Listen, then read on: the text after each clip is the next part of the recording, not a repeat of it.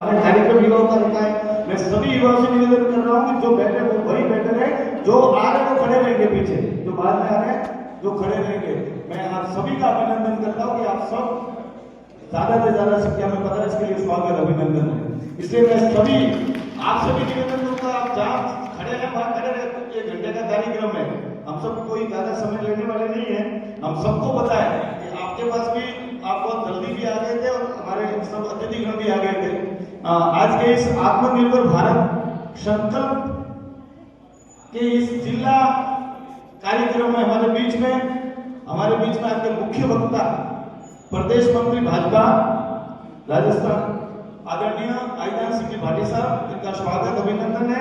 आदरणीय इनके साथ में हमारे जिलाध्यक्ष और जिला प्रभारी आदरणीय महेंद्र जी बोरा जसरा जी, और उनके साथ में दलपत जी भी आए, जिलाध्यक्ष जैसलमेर। साथ में हमारे जिला प्रमुख साहब राजेश जी राणा साहब, आदरणीय रविंद्र सिंह जी बालावत साहब, जिनको आपने सुना, पूर्व जिलाध्यक्ष आदरणीय हमारे महामंत्री दोनों गजेंद्र सिंह जी बंसीला जी, आदरणीय रवि जी सोलंकी, और सभी जिला के पदाधिकारीगण सभी हमारे चहेते हैं। और सामने विराजे हुए अजय आपने भूपेंद्र जी, और सामने विराजे हुए सभी भारतीय जनता पार्टी के ज्येष्ठ कार्यकर्ता और युवा साथियों, आप सबको जो भूमिका थी, वैसे तो सबको पता है आत्मनिर्भर भारत की, लेकिन कुछ बातें तो हमारे प्रमुख साहब ने बता दी और कुछ बातें रविंद्र सिंह जी बालावत साहब ने बता दी, और बाकी बातें ये बताएंगे आईदान सिंह जी और महेंद्र जी बोरा और जसरा जी। मैं तो सिर्फ इतना निवेदन कर रहा हूँ आप सबको कि हम सबको जिस प्रकार से देश के यशस्वी प्रधानमंत्री नरेंद्र मोदी जी ने हम सबसे आह्वान करा है कि हमारे देश को मजबूत करना है, और मजबूत कब होगा? जब हम वोकल फॉर लोकल करेंगे। जब तक हम हमारी देसी वस्तुओं के लिए बोलेंगे नहीं कि हमारी ये चीजें अच्छी है, सुंदर है और टिकाऊ है, तब तक हम अपने देश के लिए नहीं। ये भी एक राष्ट्र सेवा है, वोकल फॉर लोकल ये भी राष्ट्र सेवा है। और पहले तो क्या होता था, हमारे तो महापुरुष भी बाहर से विदेशियों को महापुरुष मानते थे, आपने पढ़ा है, अकबर मान बना देते थे।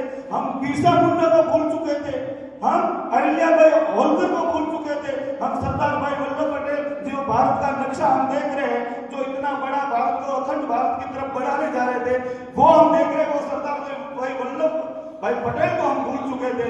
ये किसी ने देसी जो देश के महान व्यक्ति थे डॉक्टर भीमराव अंबेडकर साहब, उनको अगर किसी ने इतनी बड़ी, आपने देखोगा जो पंच तीर्थ बनाया अंबेडकर साहब के, वो भी कभी किसी ने बनाया है तो देश के यशस्वी प्रधानमंत्री नरेंद्र मोदी जी ने, भाजपा की सरकार है। ये इसलिए छोटी सी बात है, इसलिए कहना जरूरी है कि हम सबको हमारे देश में जिन्होंने अच्छा काम करा है उनको आगे बढ़ाते हुए, उनकी बातों को रखते हुए, हमारे देश में निर्मित वस्तुओं का, हमारे लोगों के पसीने से बनी हुई वस्तु, अभी रविंद्र सिंह जी ने कहा कि वो कंपनियां तो